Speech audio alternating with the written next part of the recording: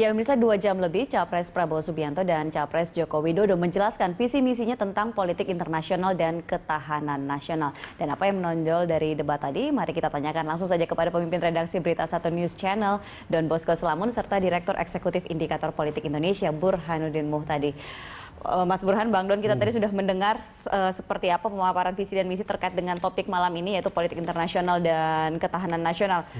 Pastinya banyak sekali catatan dalam debat Capres kali ini. Bang Don dulu, catatan terpentingnya apa? Ya, saya kira catatan kontennya mungkin masih akan banyak disampaikan oleh Mas Burhan. Saya ingin menyampaikan 2 catatan saya tentang masalah teknis. Tadi saya sudah menyampaikan ke WhatsApp ke beberapa teman, termasuk ke forum pemimpin redaksi.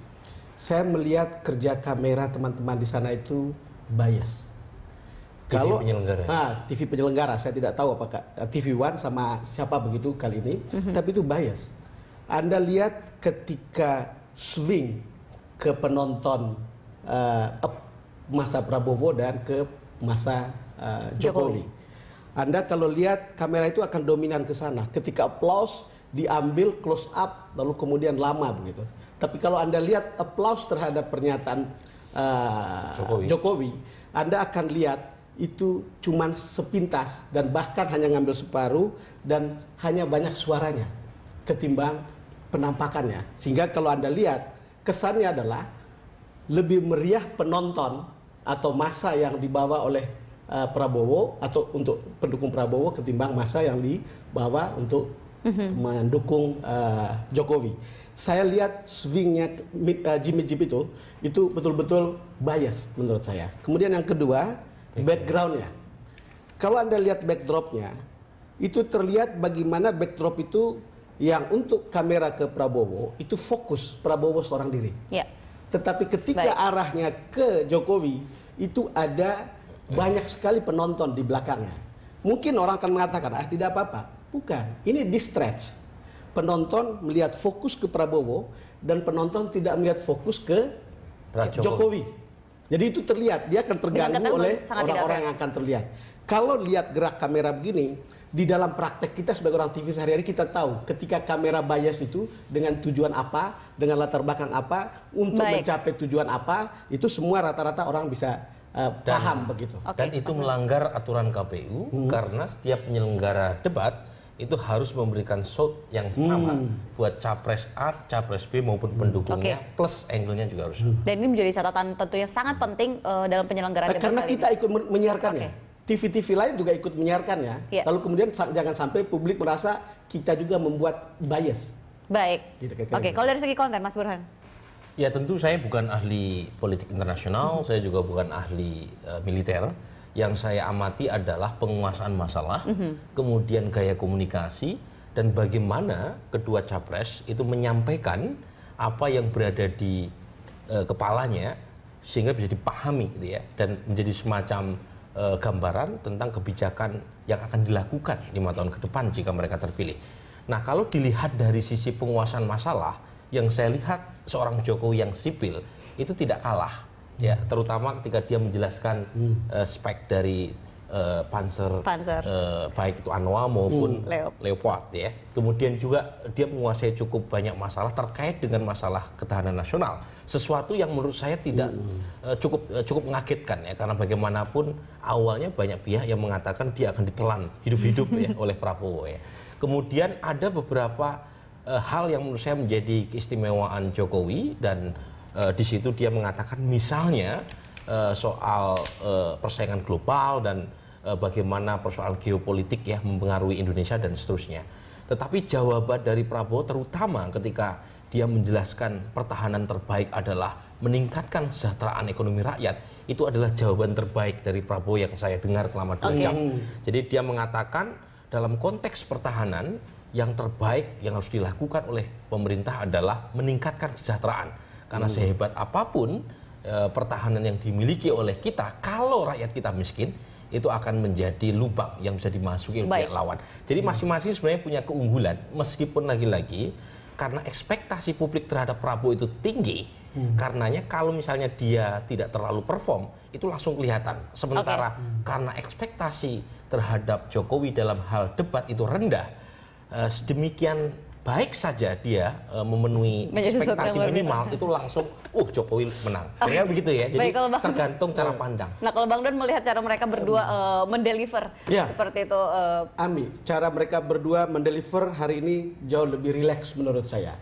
Yang lebih menarik untuk saya adalah 3 poin Prabowo sepakat dengan jalan pikiran Jokowi, termasuk soal pendidikan untuk TKI, itu yang harus didahulukan. Lalu kemudian ada 2 poin lain lagi yang kemudian oleh Prabowo menurut saya secara gentle mengatakan saya setuju dengan saudara Jokowi, dan itu yang sebelumnya 1 poin setuju pada Jokowi, sekarang 3 poin menurut saya setuju pada Lantas Jokowi. sebenarnya kalau kemarin itu kan ketika 1 poin tiba-tiba setuju itu menjadi sesuatu hal yang luar biasa dan memberikan kredit yang positif terhadap Prabowo seperti itu. Nah, bagaimana dengan debat sekarang ketika ada 3 poin dia mengulang kembali kesetujuannya itu? Apakah ini kemudian menjadi hal yang biasa saja malah? Begini Ami, respect terhadap lawan debat itu bagian dari upaya untuk menggait simpati publik juga. Tetapi kalau terlalu sering seorang peserta debat, ya dalam hal ini adalah Prabowo, menyampaikan kesamaan pandang, itu juga tidak terlalu baik buat Prabowo gitu ya. Karena bagaimanapun dicari diferensiasi, tapi di sisi lain juga harus menunjukkan bahwa seorang Prabowo punya 3 kali itu terlalu sering tidak? Terlalu sering. Ya. Menurut saya jangan terlalu sering juga gitu ya. Tentu ada hal yang disepakati ya, tetapi bisa dipakai parafrase. Contoh misalnya, ketika menjawab soal hubungan dengan Australia, pada dasarnya jawaban Jokowi itu sama dengan jawaban Prabowo, tetapi Jokowi memparafrase ya kalimat yang sudah disampaikan oleh seorang Prabowo. Misalnya ketika dia menyatakan ada kecurigaan, itu bahasa yang terlalu keras ya diucapkan oleh seorang Prabowo dari pihak Australia, tetapi sama Jokowi dikatakan ada persoalan distrust. Nah itu kan substansinya sama, tapi tanpa harus mengatakan saya setuju. Nah itu kan cukup ini bagian dari gaya komunikasi. Bang Don, bagaimana dengan kalau tadi kan pengulangan menyatakan kesetujuan terhadap pernyataan dari Jokowi. Nah ini bagaimana dengan pengulangan kata bocor?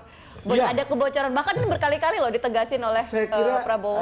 Saya hargai konsistensi dari Prabowo untuk mengatakan ini. Mungkin pertama dia clarify soal kebocoran yang pernah disebutkan beberapa pada debat yang pertama.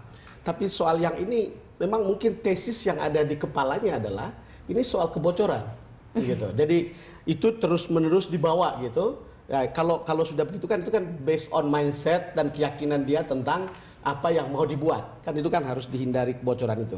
Cuma gini Bang, soal kebocoran tadi meskipun itu bagian dari framing besar yang coba diangkat terus-menerus oleh seorang Prabowo dalam debat, tetapi masalah utamanya bukan pada soal bocor tidaknya apa yang dia sebut, tetapi soal otentisitas. Soal bocor karena korupsi misalnya. Pertanyaannya adalah apakah Prabowo dan pendukungnya, termasuk partai-partai yang mendukungnya, cukup punya otentisitas untuk membenahi masalah korupsi. Ketika ada beberapa yang kita tahu gitu ya sedang tersandung masalah korupsi. Nah, ini yang menurut saya menjadi persoalan buat Prabowo. Kalau Prabowo sendiri kan sampai sejauh ini tidak pernah. Karena memang belum pernah menjadi pejabat publik ya. Tetapi setidaknya Partai Gerindra belum pernah kita dengar tersandung masalah korupsi.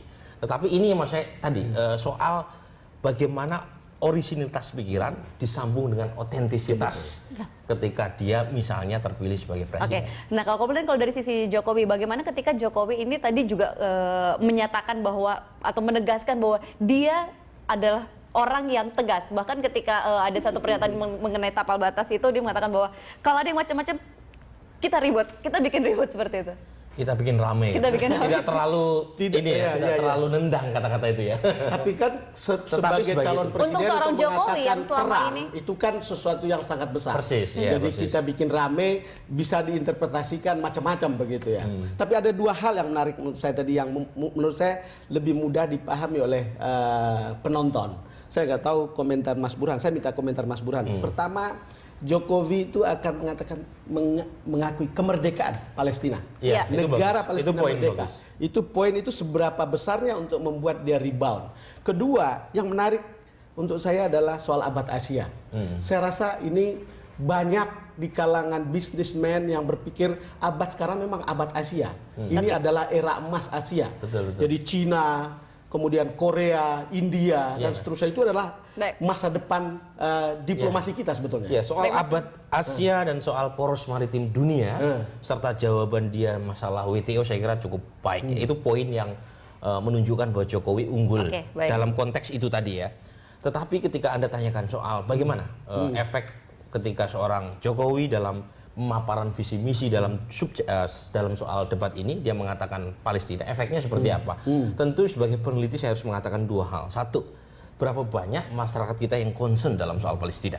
Kalau banyak, pertanyaannya adalah seberapa banyak mereka yang nonton Baik. debat ini. Oke. Nah, untuk itu baru kita lihat seberapa besar efek isu Palestina diangkat oleh seorang Jokowi itu ya dalam debat malam ini. Baik, ini terakhir saya singkat saja, ini siapa yang lebih unggul kalau menurut Mas Burhan dan juga menurut Bang Don?